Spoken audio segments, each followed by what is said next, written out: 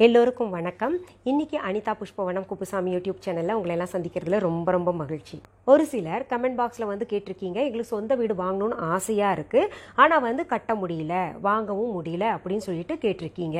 உண்மையிலேயே பாத்தீங்கன்னா இந்த சொந்த வீடு அமையறதெல்லாம் பாத்தீங்கன்னா சரியான நேரம் வரணும், இல்ல நேரம் கூடி வந்தா கூட வாங்குற நேரத்துல பாத்தீங்கன்னா தட்டி கழிச்சிட்டு போயிடும், இல்ல பணத்தை நிறைய பேர் வச்சிருப்பாங்க, கையில பணத்தை வச்சுக்கிட்டு இடத்த தேடிக்கிட்டு இருப்பாங்க, சரியான இடம் அமையாமல் இருக்கும்.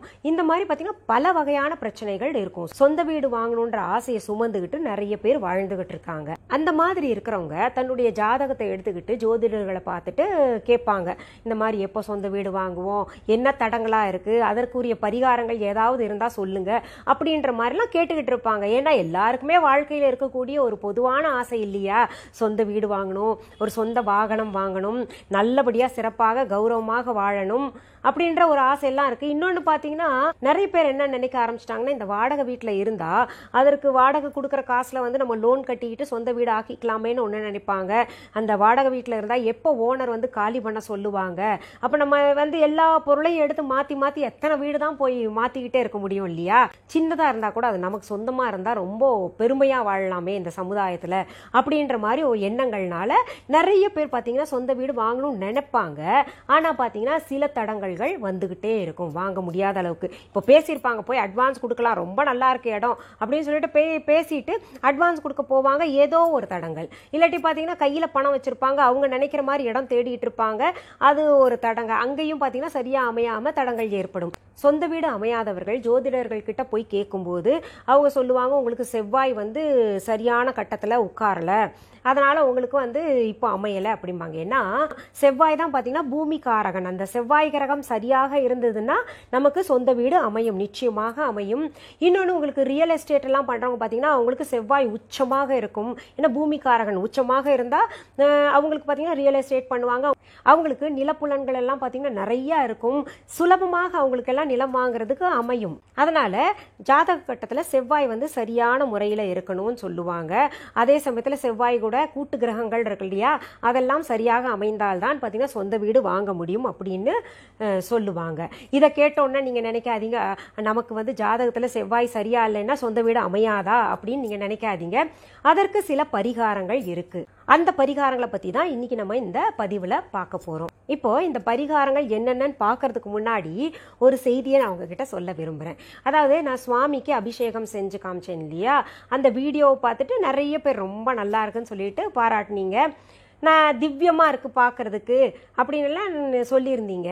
ஆனா அந்த பதிவு நல்லா இருந்து நிறைய வியூஸ் இருக்குன்னா அதுக்கு ஆப்போசிட்டா உடனே பாத்தீங்கன்னா இன்னொரு சேனல் வந்து போட்டுக்கிட்டு இருக்குன்னு சொல்லிட்டு நிறைய பேர் வந்து என்கிட்ட சொன்னாங்க. இப்படி வந்து பல சொல்லும் போது நான் வந்து அது கண்டுக்கவே மாட்டேன், பெருசாவே நினைக்க மாட்டேன். காரணம் என்னன்னு பாத்தீங்கன்னா, நான் மிகப்பெரிய மேடைகள் பார்த்துட்டேன், மிகப்பெரிய சேனல்கள்ல உட்காந்து தொடர்ந்து நிகழ்ச்சிகள் செஞ்சுட்டு இருக்கேன். இப்ப கூட பாத்தீங்கன்னா நிறைய சேனல்ஸ் எல்லாம் என்ன கூப்பிட்டுக்கிட்டு இருப்பாங்க, வந்து நிகழ்ச்சி பண்ணுங்கன்னு. அங்க போனோம்னா அவங்க கொடுக்கக்கூடிய ஒரு தலைப்புல தான் நம்ம வந்து பேச முடியும், அவங்க கொடுக்கக்கூடிய ஒரு நிகழ்ச்சியை தான் நம்ம செய்ய முடியும். நம்ம வந்து இப்படி உபயோகப்படுகிற நிகழ்ச்சியை வந்து செய்ய முடியாதுன்ற ஒரே ஒரு காரணத்துக்காக தான் பாத்தீங்கன்னா நானே சொந்தமாக யூடியூப் சேனல் ஆரம்பிச்சுக்கிட்டு அதுல முக்கியமான பதிவுகளை பயன்படுகிற வகையில ஒரு பதிவுகளை போட்டுக்கிட்டு இருக்கேன். இது இன்னைக்கு நேரத்துல இல்ல, ரொம்ப நாளா சொல்லிக்கிட்டு இருக்காங்க. பாத்தீங்கன்னா மொட்டை மாடி தோட்டம் முத காமிக்கிறேன், அதுல வெத்தலை கொடிகளை காமிக்கிறேன், அப்புறம் வந்து அதுல மருதாணி எல்லாம் காமிக்கிறேன். உடனே அடுத்த நாள் வந்து அவங்க பதிவு போட்டாங்களாம், இந்த மாதிரி வெத்தலை வீட்டுக்கு ஆகாது, மருதாணி ஆகாது, அதை வைக்காத இதை வைக்காத, வீட்டுக்கு ஆகாது அப்படின்னு. அதை பார்த்துட்டு ஒரு சிலர் என்ன பண்ணியிருக்காங்க, மருதாணி செடியை வெட்டி இருக்காங்க. அப்புறம் வந்து அதனால பல கஷ்டங்களை அனுபவிச்சுட்டு அப்புறம் வந்து திரும்ப என்கிட்ட வந்து ஃபோன் பண்ணி கேட்டாங்க, இதுக்கு ஏதாவது பரிகாரம் இருக்கா.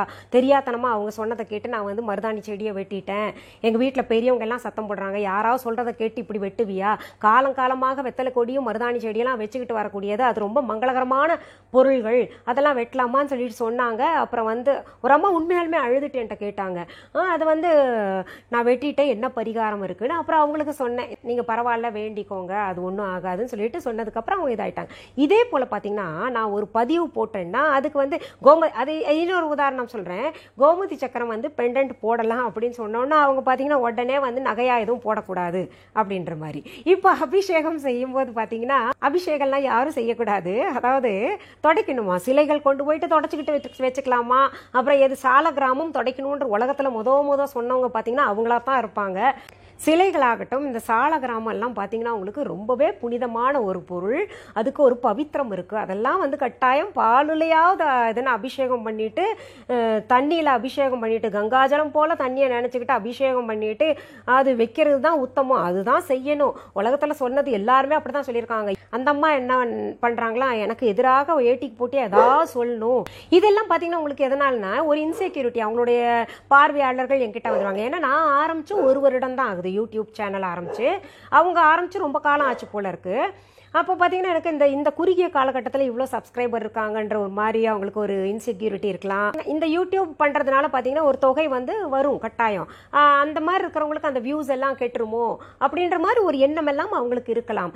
எனக்கு பார்த்தீங்கன்னா உண்மையாலுமே அந்த வியூஸ் எல்லாம் ஏற்றணும், இல்லை வாண்டடாக தலைப்பொண்ணு வந்து அட்ராக்டிவாக போட்டுக்கிட்டு அதில் பார்த்தீங்கன்னா ஒன்றுமே செய்தி இல்லாமல் சும்மா போகிறது அந்த மாதிரிலாம் கிடையாது. நிறையா உழைத்து நான் முறைப்படி பார்த்தீங்கன்னா ரேக்கி கற்றுருக்கேன், யோகா கற்றுருக்கேன். எனக்கு வந்து அந்த சக்கரங்கள் இருக்கு இல்லையா, அதெல்லாம் பார்த்தீங்கன்னா முறைப்படி எப்படி திறக்கணுமோ அதெல்லாம் செஞ்சுக்கிட்டு தான் நான் இங்கே உட்காடுறேன். சும்மா அவங்க வாயை திறந்து ஏதோ சொல்கிற மாதிரி வந்து நான் அப்படி சொல்கிறது கிடையாது. எதற்காக இவ்வளோ ஓப்பனாக நான் சொல்கிறேன்னா, அவங்க என்னுடைய சேனல் பார்க்குறது, அப்புறம் இன்னொருத்தர் இருக்காங்க ரொம்ப நல்லவங்க, வாரியாருடைய சிஷ்யை, அவங்களோடது பார்க்குறது, இது போன்ற ஒரு சில சேனல்ஸை பார்த்துட்டு தனக்கு மனம் அதுலேயும் பார்த்தீங்கன்னா தன் மனம் போன போக்கில் வந்ததை ஒரு சில தான் சேர்த்துக்கிட்டு அவங்க சொல்லிக்கிட்டு இருக்காங்க. இது போன்ற செய்திகளை நீங்கள் கூட பேசலாம். ஏன்னா வலைதளங்களில் கூகுளில் போயிட்டு நீங்கள் டெக்ஸ்ட் பண்ணுங்களேன், அதை பார்த்தீங்கன்னா அதை பற்றி தானாக வரும். எங்கிருந்து எடுக்கிறாங்கன்றது ஒரு உண்மை உங்களுக்கு தெரிஞ்சிடும். இன்னொன்று, யூடியூப்பை பொறுத்த வரைக்கும் ஒரு சில டெக்னிக்ஸ் இருக்குது. அதாவது பார்த்தீங்கன்னா யாராவது ஒரு பிரபலமானவர்கள், ஒரு இல்லை நல்ல வியூவர்ஸ் இருக்கிறவங்க, சப்ஸ்கிரைபர்ஸ் நிறையா இருக்கிறவங்க ஒரு தலைப்பில் போடுறாங்கன்னு வைங்களேன், அதே தலைப்பை வந்து அவங்க திரும்பி அந்த தலைப்பை ஒட்டியோ இல்லை அதே தலைப்பை கொண்டோ அவர் இன்னொரு சேனல் போடுதுன்னு வைங்களேன். இப்போ அபிஷேகம்னு தட்டினா என்னோடது வரும். அப்புறம் பார்த்தீங்கன்னா தொடர்ந்து அந்த அபிஷேகம் பற்றி யார் யார் பேசியிருக்காங்களோ அவங்களோடது வரும். இப்போ கார்டன் போட்டிருந்தேன்னு வைங்களேன், மை கார்டன் போட்டிருந்தேன்னா அவங்க பார்த்தீங்கன்னா இந்த கார்டனில் இதை வைக்காத அதை வைக்காதன்னு சொல்கிறதுக்கும் அவங்களும் கார்டன்ற ஒரு தலைப்பு தேர்ந்தெடுத்திருப்பாங்க. அந்த கார்டன்னு போட்டாங்கன்னா அது பார்த்தீங்கன்னா அதில் வந்துட்டு அவங்களோடது எல்லாம் தொடர்ந்து வரும். யார் யார் கார்டன்னு போட்டிருக்காங்களோ அதெல்லாம் தொடர்ந்து வரும். உடனே என்ன பண்ணுவாங்க வியூவர்ஸு, என்னோடது பார்த்துட்டு அடுத்தது வந்து இதில் என்ன சொல்லியிருக்காங்கன்னு சொல்லிட்டு அவங்களோடதும் பார்ப்பாங்க இல்லையா. அது சப்ஸ்கிரைபர்ஸ் ஏற்றுறதுக்கு அந்த மாதிரி ஒரு யுக்தியை கடைபிடிக்கிறதுக்காக தான் பார்த்தீங்கன்னா அவங்க செஞ்சுக்கிட்டு இருக்காங்க. அது நல்லா பட்டவர்த்தனமாக என் போன்றவங்களுக்கு தெரியுது. அப்புறம் சரி சொன்னாங்களே எல்லாருமேன்னு சொல்லிட்டு நான் போயிட்டு அந்த அபிஷேகம் போய் பார்த்தேன். அவங்களோடது பார்க்கும்போது அவங்க சொல்லியிருக்காங்க, சங்கு வந்து அது யாருதும் ஒரிஜினல் கிடையாதான். அப்படி சங்கு இருக்கிறது பார்த்தீங்கன்னா ரொம்ப ஒரிஜினல் சங்கு வந்து ரொம்ப ஸ்மெல் எடுக்கும் அப்படின்னு சொல்லியிருக்காங்க. எந்த ஒரு 5ஆம் கிளாஸ் குழந்தை கூட தெரியும். அதாவது கடலில் இருக்கக்கூடிய பொருள்கள் அத்தனையுமே பார்த்தீங்கன்னா வாசனை எடுக்கும். ஒரு மாதிரி ஒரு வாசனை, பிடிக்காத வாசனை எடுக்கும்ன்றது உண்மை. அது ஒரு குழந்தை மாதிரி உட்காந்துக்கிட்டு இவங்க சொல்லிட்டு இருக்காங்க. அதாவது என்ன வந்து தாழ்வாக காமிக்கணும். ஏன்னா அவங்க என்ன பார்த்துக்கிட்டு சில விஷயங்களை ஆரம்பிச்சிருக்காங்க. அதனால அவங்களோட பொருள்கள்லாம் விற்கணுங்கிறதுக்காக இந்த மாதிரி ஒரு யுக்தியை பயன்படுத்துகிறாங்க. நாத்தம் எடுக்கும், அது பண்ணும், இது பண்ணுன்னு.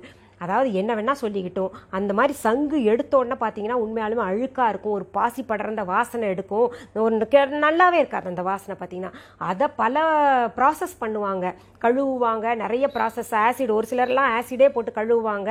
ஏன்னா மேலே வந்து ரொம்ப படிஞ்சிருக்கும், அதெல்லாம் நகர்த்தணுன்னா அந்த மாதிரி மண்ணெல்லாம் நகர்த்துறதுக்கு நிறைய ப்ராசஸ் இருக்குது. ஸ்டெப் பை ஸ்டெப்பாக அது வரும். அதுக்கப்புறம் தான் வந்து வெள்ளையாக சங்கா இப்போ அழகாக தெரியுதுல அந்த மாதிரி. ஆனால் நான் வந்து உறுதியாக சொல்லுவேன், யார் என்ன சொன்னாலும் எங்களுடைய viha.online கிடைக்கக்கூடிய சங்கு இருக்குல்ல, அது கொண்டு போய் எங்கே வேணால் லேப் டெஸ்ட் பண்ணிக்கிட்டோம். அதனால தான் நான் சர்டிஃபிகேட்டோட தைரியமாக கொடுக்குறேன். அது வந்து ஒரிஜினல்னு சொல்லுவேன். மற்றவங்க சொல்கிற மாதிரி அதெல்லாம் டூப்ளிகேட் எல்லாம் கிடையாது. இன்னொன்று, நீங்கள்லாம் நினைப்பீங்க இவ்வளவு பெருசாக பேசுகிற அளவுக்கு என்ன ஆச்சு அப்படின்னு. 2 நிமிஷம் என்னோட நிமிஷத்தை வேஸ்ட் பண்ணிட்டு இன்னொருத்தரை பற்றி பேசுகிற அளவுக்கு. இன்னொன்று, நீங்கள்லாம் நினைப்பீங்க இவ்வளவு பெருசாக பேசுகிற அளவுக்கு என்ன ஆச்சு அப்படின்னு. 2 நிமிஷம் என்னோட நிமிஷத்தை வேஸ்ட் பண்ணிட்டு இன்னொருத்தரை பற்றி பேசுகிற அளவுக்கு அவங்கள வந்து அவ்வளோ பெருசாக நான் நினைக்கல. அப்புறம் எதுக்காக நான் பேசுகிறேன்னா, அவங்க சைட்லேருந்து நிறைய பேர் ஆளை விட்டுட்டு நிறைய பேர் வந்துட்டு என்ன ரொம்ப தரக்குறைவாக மெசேஜஸ்லாம் போட்டாங்க. ஒரு மெசேஜ் நான் உங்களுக்கு சொல்கிறேன், எவ்வளோ ஒரு நாகரிகமற்ற முறையில் போட சொல்லியிருக்காங்கன்னு. அதாவது, உனக்கு சொந்த புத்தியே கிடையாதா, நீ என்ன அவங்கள பார்த்தா காப்பி அடிப்பியா, இப்படியெல்லாம் அந்த மெசேஜ் அப்படியே போய்கிட்டு இருந்துச்சு. நான் வந்து அவங்கள மாதிரி ஒரு தலைப்பில் பேசலை. நான் பார்த்தீங்கன்னா பல தலைப்புகளில் அலசிட்டு இருக்கேன். இன்னொன்று சொல்கிறேன், நான் வந்து இந்த யூடியூப்பில் தான் தலை காமிக்கணுன்றது அவசியம் கிடையாது. யூடியூப்பில் உட்காந்தா நான் பிரபலமானவள் கிடையாது. பெரிய சின்ன திரைகள் எல்லாம் தான் உட்காந்துருக்கேன், எல்லாம் பண்ணியிருக்கேன். அப்படி பார்த்தீங்கன்னா நாகரிகம் இல்லாத வார்த்தைகள் எல்லாம் வச்சுட்டு அவங்க கமெண்ட் பண்ணது நான் வந்து அழிச்சிட்ட காரணத்தினால உங்கள் யாருடைய கவனத்துக்கும் வரல. சரி, இவ்வளோ நேரம் நான் டைம் வேஸ்ட் பண்ணிட்டேன்னு நினைக்கிறேன். இப்போ நம்ம வந்து தலைப்புக்குள்ளே போகலாம். அதாவது இந்த சொந்த வீடு வாங்கணும்னு நினைக்கிறவங்களுக்கு சில பரிகாரங்கள் சொல்கிறேன். நமக்கு செவ்வாய் கிரகம் வந்து நீச்சமாக இருந்தாலும் சரி, அந்த செவ்வாய் கிரகம் நமக்கு சரியில்லாமல் இருந்தால் கூட பரவாயில்ல, நம்ம வந்து வீடு கட்டாயம் வாங்கலாம். என்ன பண்ணலான்னா, இப்போ வீடு கட்டணும்னு ஆசை இருக்கிறவங்களுக்கு முதல் பரிகாரமாக நான் சொல்கிறது என்னென்னா, அந்த வளர்பிறையில் வரக்கூடிய செவ்வாய்க்கிழமை ஒரு நாளை தேர்ந்தெடுத்துக்கோங்க. அந்த நாளில் முடிஞ்சளவு செங்கல்களை கொண்டு போயிட்டு ஏதாவது ஒரு கோயிலுக்கு, அதாவது முருகன் கோயிலுக்கு கொடுத்தீங்கன்னா ரொம்ப ரொம்ப விசேஷம். ஏன்னா செவ்வாய்க்கு அதிபதி பார்த்தீங்கன்னா முருகன் தான், பூமிக்காரகன் முருகன். அதனால் பார்த்தீங்கன்னா அவருக்கு வந்து கொண்டு போய் முருகன் கோயிலில் வந்து செங்கல்களை முடிஞ்ச அளவுக்கு, அதாவது நம்ம வந்து ரொம்ப நிறையா கொடுக்கணுன்றது, கோயில் கட்டுற அளவுக்கு கொடுக்கணுன்றது அவசியம் கிடையாது. முடிஞ்ச அளவு கொண்டு போயிட்டு நம்ம கோயிலில் வந்து செங்கலை வந்து தானமாக கொடுத்தோம்னா ரொம்ப ரொம்ப சிறப்பு. நமக்கு இருக்கக்கூடிய அந்த தோஷங்கள், ஏதாவது செவ்வாய் தோஷங்கள் இருந்ததுன்னா கூட போகும். அப்படி கொடுத்துட்டு வந்தீங்கன்னா நிச்சயமாக பார்த்தீங்கன்னா உங்களுக்கும் வீடு கட்டக்கூடிய ஒரு யோகம் கிடைக்கும். அப்படி இல்லைன்னா ரெண்டாவது ஆப்ஷனாக சொன்னது என்னென்னா, யாராவது ஏழைகள் இருந்தாங்கன்னா அவங்க வீடு கட்ட முடியாமல், இப்போ பார்த்தீங்கன்னா செங்கல் குறையுதுன்னு வைங்களேன், அந்த கல் வாங்குறதுக்கு காசு இல்லாமல் அப்படியே அறகுறையாக நின்றுச்சு ஒரு குடிசை வீடு கட்டுறாங்க, இல்லை அவங்க ரொம்ப ஏழ்மை நிலையில் இருக்காங்கன்னா அவங்களுக்கு வந்து முடிஞ்ச ஒரு 10-15 செங்கலோ அப்படி வாங்கி கொடுக்கறது கூட பார்த்தீங்கன்னா நமக்கு ரொம்ப ரொம்ப நல்லது. இது தொடர்ந்து செய்யணுமான்னா கிடையவே கிடையாது, ஒரே ஒரு முறை செஞ்சீங்கன்னா போதும். இரண்டாவது பரிகாரம், நம்ம வீடு மொழுகிற தண்ணியில் பார்த்தீங்கன்னா கல்லுப்பு போடணும். அப்புறம் கோமூத்திரம், அதாவது பசுவினுடைய யூரின் இருக்கு இல்லையா, அது போட்டு நம்ம வந்து வீடு மொழுகிட்டு வரலாம். அதாவது வாரத்தில் ஒரு 2 நாளாவது இது செய்யலாம். செவ்வாய் வெள்ளி செஞ்சுக்கிட்டு வந்தீங்கன்னா நிச்சயமாக பார்த்தீங்கன்னா உங்களுக்கு இருக்கக்கூடிய தோஷங்கள் எல்லாம் கழிஞ்சு அதனால கூட உங்களுக்கு சீக்கிரத்தில் வீடு அமைய வாய்ப்பு இருக்கு. ஒரு சிலர் நினைப்பீங்க பசுவினுடைய கழிவு நீர் கிடைக்கல, இப்போ கிராமங்கள்லன்னா சுலபமாக கிடைச்சோம், நமக்கு சிட்டியில் கிடைக்காது இல்லையா, அதனால கிடைக்கல அப்படின்னு நீங்கள் நினைப்பீங்க. அப்போ என்ன பண்ணலான்னா, கங்காஜலம் இருக்கு இல்லையா, அதை விட்டு நம்ம தொடச்சிக்கிட்டு வரலாம். அப்படி இல்லைன்னா கல்லுப்பு போட்டு கூட தொடச்சிக்கிட்டு வரலாம். மூணாவது பரிகாரமாக, நமக்கு செவ்வாய்க்கிழமைகளில் முருகன் கோயிலுக்கு முடிஞ்சளவு போயிட்டு வாங்க, அங்கே வேண்டுதல் வச்சுட்டு வாங்களேன், நல்ல வீடு அமையணும்னு சொல்லிட்டு. நிச்சயமாக பார்த்தீங்கன்னா முருகன் வந்து அள்ளி கொடுக்கறதுல அவரை போல ஒரு தெய்வம் இல்லைன்னு சொல்லலாம். அவர் உங்களுடைய ஆசைகளை சீக்கிரத்தில் நிறைவேற்றி வைப்பார். அதற்கடுத்த பரிகாரம் பார்த்தீங்கன்னா, உங்களுக்கு வெள்ளியில் இல்லாட்டி வெள்ளை உலோகம் இருக்கு இல்லையா, ஒயிட் மெட்டல்னு சொல்லுவாங்க இல்லை, அதில் இல்லாட்டி உங்களுக்கு கோல்டில், இந்த 3ல் ஏதோ ஒரு மெட்டீரியல் அவங்கவுங்க வசதிக்கு ஏற்ற மாதிரி சூஸ் பண்ணிட்டு அந்த உலோகத்தில் பார்த்தீங்கன்னா பவளம் கட்டி இருக்கணும். அந்த பவளம் கட்டின மோதிரமாகட்டும், கம்மலாகட்டும், இல்லாட்டி அந்த பவளம் கட்டின செயின் ஆகட்டும் போட்டுக்கிட்டு வேண்டிக்கிட்டு வாங்க. ஏன்னா இந்த செவ்வாய் கிரகத்துக்கு ஏற்ற நேரம் பார்த்தீங்கன்னா சிகப்பு. அந்த சிகப்பை வந்து நம்ம இது வந்து அணிந்து கொள்வதனால நமக்கு உடம்புலையும் இருக்கும். அந்த கிரக கோளாறு, நமக்கு அந்த செவ்வாய் கிரக கோளாறுகள் ஏதாவது இருந்ததுன்னா நம்ம இது அணியறதுனால நமக்கு அந்த பிரச்சனைகள் எல்லாம் வந்து இல்லாமல் கொஞ்சம் ப்ளஸ் பண்ணும். இதெல்லாம் நமக்கு அந்த செவ்வாய் கிரகத்துக்குரிய அந்த சிகப்பு நிறத்தை, அந்த பவளம் சொன்னேன் இல்லையா, பவளம் இல்லாட்டி சிகப்பு நிற கல், அது கூட அணிஞ்சுக்கிட்டோம்னா அந்த கிரகத்துக்குரிய நீச்சம் வந்து குறைந்து அது வந்து நமக்கு ப்ளஸ் பண்ணும். இது போன்ற சின்ன சின்ன பரிகாரங்கள் செஞ்சுட்டு வாங்க. இப்போ பார்த்தீங்கன்னா ஒரு சிலருக்கு வீடு வந்து கட்ட ஆரம்பிச்சிருப்பாங்க, ஆனால் கட்ட ஆரம்பிச்சு அப்படியே கட்ட முடியாமல் அதுக்கு மேலே வந்து என்ன செஞ்சும் அவங்ககிட்ட பணம் இருந்தும் என்ன வசதி இருந்தும் கூட கட்ட முடியாமல் அப்படியே பாதியில் நிற்கும் இல்லையா. அதுக்கெல்லாம் என்ன பண்ணணும்னா, நம்ம கோமதி சக்கரம் இருக்கு இல்லையா, சின்ன கோமதி சக்கரம், அந்த கோமதி சக்கரம் 11 கொண்டு போயிட்டு நீங்கள் வந்து அந்த கட்ட முடியாமல் பாதியிலே நிற்குது இல்லையா அந்த பூமி, அதில் கொண்டு போயிட்டு நீங்கள் சவுத் ஈஸ்ட் ஃபேஸ் பண்ணிட்டு அங்கே புதைச்சி வச்சிருங்க. நிச்சயமாக பார்த்தீங்கன்னா கட்டடம் எழும்பிடும். நீங்கள் நினைக்கிற மாதிரியே சீக்கிரத்தில் எழும்பிட்டு நீங்கள் அந்த வீட்டுக்கு குடி போகலாம். சரி, இன்னைக்கு இந்த பதிவில் சுலபமான பரிகாரங்கள் சொல்லியிருக்கேன். இந்த பரிகாரங்கள் தொடர்ந்து நான் சொல்லிட்டு வரும்போது மற்ற மதத்தினை சேர்ந்தவர்கள் என்கிட்ட கேட்குறாங்க, எங்களுக்கும் ஏதாவது இருந்ததுன்னா சொல்லுங்க அப்படின்னு சொல்லிட்டு கேட்குறாங்க. நிச்சயமாக பார்த்தீங்கன்னா நான் இப்போ வந்து அது சொல்ல மறந்துட்டேன். நிச்சயமாக நான் அது கொஞ்சம் இதுக்கு முன்னாடியே சொல்ல மறந்துட்டேன். நிச்சயமாக இதுக்கு முன்னாடியே நான் சொல்லணும்னு நினைச்சேன், நீங்க நினைவுபடுத்திட்டீங்க. நான் இதுவரைக்கும் சொன்ன பரிகாரம் ஆகட்டும், இனிமேலும் எந்த பரிகாரம் சொன்னா கூட அவங்கவுங்க மதத்திற்கு ஏற்ற தெய்வங்களை நினைத்து இந்த பரிகாரங்களை செஞ்சுட்டு வாங்க, அவ்வளவுதான் வித்தியாசம். சரி, போன முறை பார்த்தீங்கன்னா நான் உங்களுக்கு 4 பதிவும் ஒரே சாரியில் கட்டிட்டு சொன்னதில் நிறைய பேர் சொல்லியிருந்தீங்க, நீங்கள் வந்து ஒரு எபிசோடுக்கு ஒரு புடவை தான் கட்டணும் அப்படின்னு சொல்லிட்டு. உங்கள் அன்பு கட்டளையை நான் ஏற்றுக்கிறேன். இன்றைக்கி பார்த்தீங்கன்னா நம்ம இந்த மல்மல் காட்டன் கட்டியிருக்கேன். இந்த மல்மல் காட்டன் பார்த்தீங்கன்னா மற்ற காட்டனை எல்லாத்தையும் விட வந்து ரொம்ப சிறப்பாக இருக்கும். நமக்கு பார்த்தீங்கன்னா மற்ற சாரியெல்லாம் கட்டினா உறுத்தும் இல்லையா, அந்த மாதிரி ஒரு உறுத்தலே இல்லாமல் ரொம்ப மென்மையாக மென்மையாக இருக்கும். இந்த மடித்து வச்சோன்னா கூட இவ்வளோன்னு இருக்கும். நம்ம எங்கேயாவது கொண்டு போகணுன்னா கூட சுலபமாக எடுத்துகிட்டு போகலாம். இந்த காட்டன் பார்த்தீங்கன்னா உங்களுக்கு விலை கொஞ்சம் அதிகம் தான், ஆனால் பார்த்தீங்கன்னா ரிச் லுக் கொடுக்கும். இந்த ஆஃபீஸ் போகிறவங்களுக்கு ரொம்ப சூடு தாங்க முடியாமல் இருக்காங்களே, ஆஃபீஸ் போகிறதுக்கெல்லாம் இது கட்டிட்டு போனாங்கன்னா ரொம்ப ஜென்டில் லுக்காக இருக்கும், பார்க்கவே அழகாக இருக்கும். அப்புறம் நிறைய பேர் வந்து அந்த நான் கழுத்தில் போட்டிருந்த மாலையை கூட ரொம்ப அழகாக இருக்குன்னு சமீப காலமாக சொல்லிட்டு வரீங்க. நான் பொதுவாகவே பார்த்தீங்கன்னா கச்சேரி நிறையா செய்கிறதுனால தங்கத்தை அணியறதில்ல. இது போன்ற நல்ல மெட்டல் உள்ளர பிராஸ் இருக்கும், மேலே பார்த்தீங்கன்னா உங்களுக்கு கோல்டு பிளேட்டடாக இருக்கும். அது போன்ற அணிகலன்களை தான் நான் அணிஞ்சுக்கிட்டு வரேன். அந்த ஜுவல்லரிஸ் எல்லாம் பார்த்தீங்கன்னா நம்ம viha.online இருக்குது. அதே போல் இந்த மல்மல் காட்டன் புடவையும் பார்த்தீங்கன்னா நம்ம viha.online போட்டிருக்கேன். வேணுங்கிறவங்க போய் பார்த்துக்கலாம். சரி, இன்னைக்கு நான் சொன்ன பரிகாரங்களை எல்லாம் நீங்கள் செஞ்சுட்டு சீக்கிரத்தில் உங்களுக்கு நல்ல வீடு, உங்கள் மனம் போல வீடு, உங்கள் பட்ஜெட்டுக்கு ஏற்ற வீடு சீக்கிரத்தில் அமையணும்னு சொல்லிட்டு நானும் பிரார்த்தனை செஞ்சுக்கிறேன். மீண்டும் அடுத்த பதிவில் வேறு ஒரு நல்ல தலைப்போடு உங்களை எல்லாம் சந்திக்கிறேன். அது வரைக்கும் நன்றி, வணக்கம்.